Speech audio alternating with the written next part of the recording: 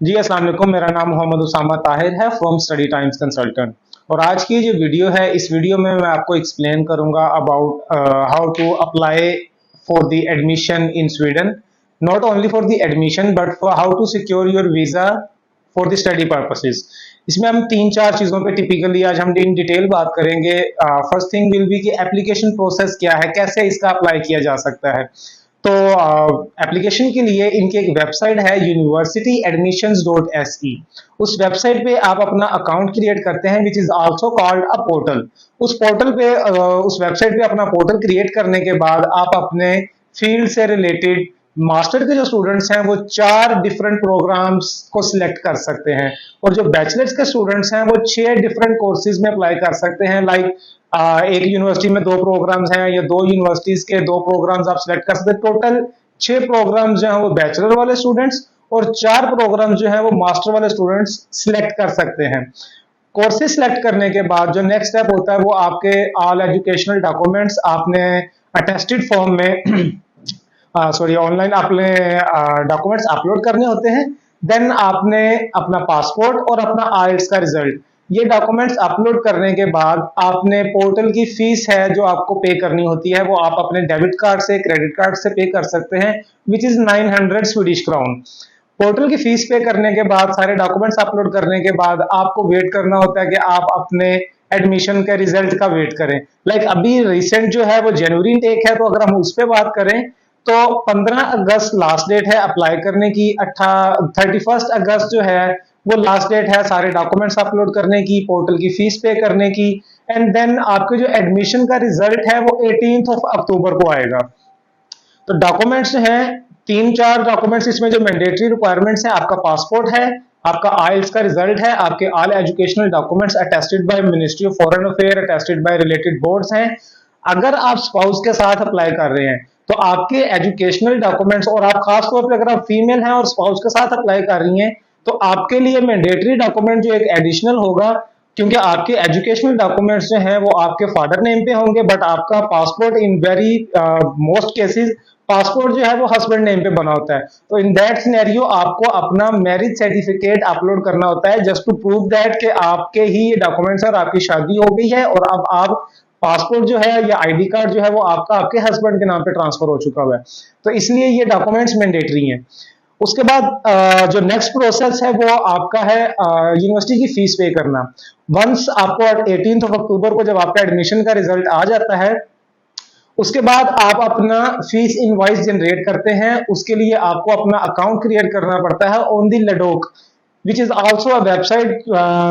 ये यूनिवर्सिटी के पास और माइग्रेशन डिपार्टमेंट दोनों के पास इसकी प्रॉपर एक्सेस होती है। Once you are in Sweden, आप भी इस पे जाके अपनी प्रॉपर एक्सेस लेते हैं। यूनिवर्सिटी, माइग्रेशन और स्टूडेंट, इन तीनों के पास इस वेबसाइट की एक्सेस होती है। लडोक पे रजिस्ट्रेशन करने के बाद आप वहां पे अपने फीस इनवॉइस को जनरेट करते हैं।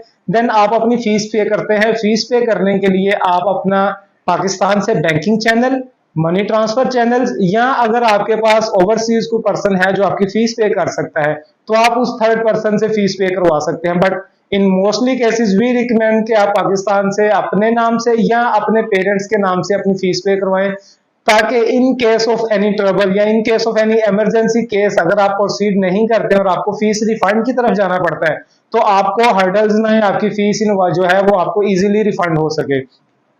एडमिशन की फीस पे करने के बाद आपको जो नेक्स्ट स्टेप है वो है आपका रेजिडेंस परमिट एप्लीकेशन, जिसको आप वीजा फाइल कह सकते हैं कि आपने अपना वीजा कैसे फाइल करना है। तो रेजिडेंस परमिट एप्लीकेशन के लिए आपको वेबसाइट यूज करनी होती है जो है migrationsworkit.se। इस वेबसाइट पे भी आप अपना सबसे पहले अकाउंट क्रिएट करते हैं, अपनी बेसिक जो सारी पासपोर्ट की रिलेटेड इंफॉर्मेशन वो फिल आउट करते हैं। देन आप अपने एजुकेशनल बैकग्राउंड की चीजें मेंशन करते हैं, अपना एक्सपीरियंस मेंशन करते हैं, अपनी स्टेटमेंट ऑफ पर्पस को मेंशन करते हैं कि why you are travelling to Sweden. Then आपने अपनी बैंक स्टेटमेंट से रिलेटेड इंफॉर्मेशन फिल आउट करनी होती है। That is for the single applicants. अगर आप स्पाउस के साथ अप्लाई कर रहे हैं तो ये एप्लीकेशन कंप्लीट होने के बाद फौरन right away next application start हो जाएगी कि आप अपने को एप्लीकेंट की इंफॉर्मेशन पुट आउट करें। उसमें आप में अपने जो स्पाउस हैं उनकी बेसिक इंफॉर्मेशन जो है वो पुट करेंगे और उसका बैंक स्टेटमेंट से रिलेटेड उसकी चीजें फिल आउट करेंगे।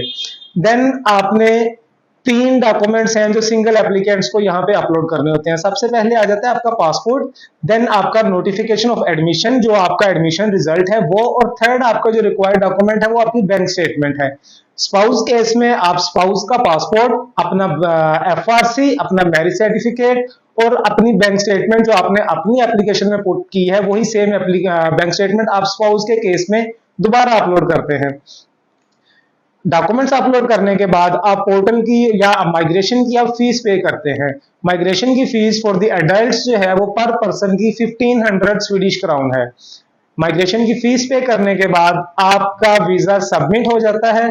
देन आप वेट करते हैं कि कब आपको माइग्रेशन की तरफ से एक ईमेल रिसीव हो, एडिशनल इंफॉर्मेशन की ईमेल, जिसमें वो आपसे कपल ऑफ थिंग्स रिक्वायर कर सकते हैं। इन केस अगर उनको आपका इंटरव्यू रिक्वायर है तो ईमेल में वो क्लियरली मेंशन करेंगे कि जी आप अपना इंटरव्यू बुक करवाएं और इंटरव्यू के लिए स्वीडन एम्बेसी में अपीयर हों।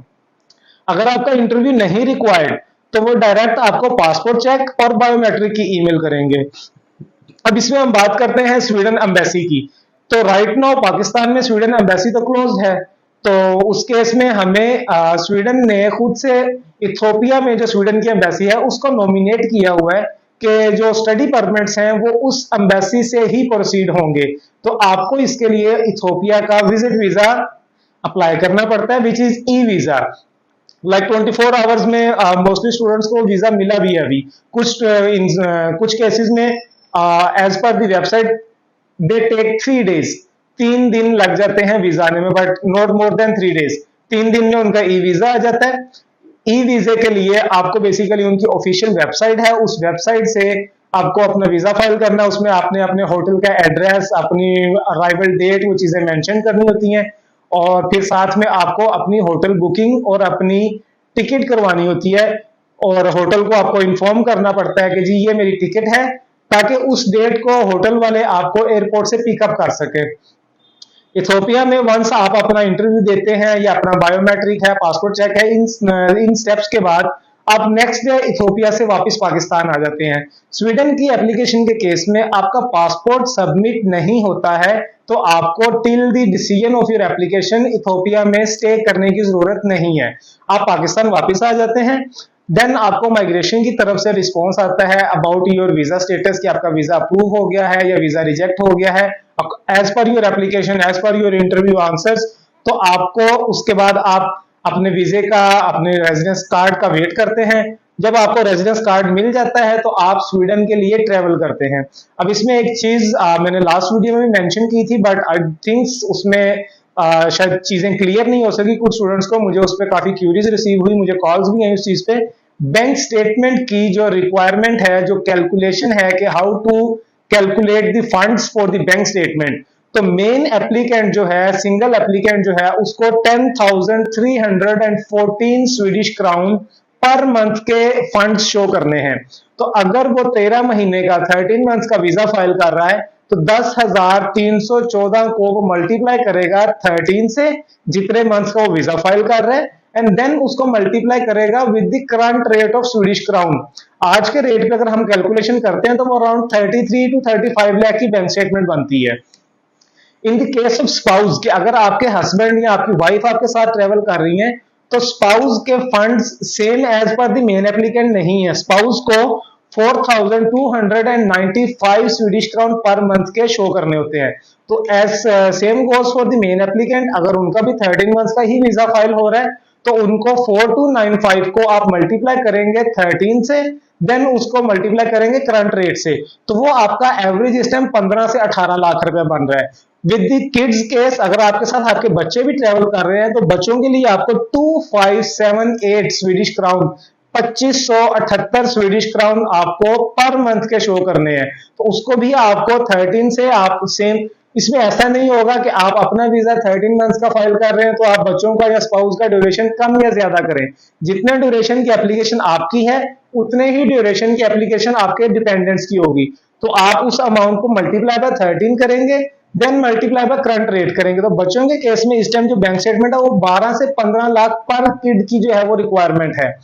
इसके बाद मोस्टली अभी जो कुछ वेरी फ्यू वीजाज जो हैं जो रिफ्यूज हुए हैं इस टाइम, मार्केट में जो रिफ्यूजल सामने आए हैं वो इंटरव्यू बेस पे हुए हैं। तो इंटरव्यू पे हम बड़ी डिटेल्ड बात करेंगे, वो एक टोटली डिफरेंट टॉपिक है।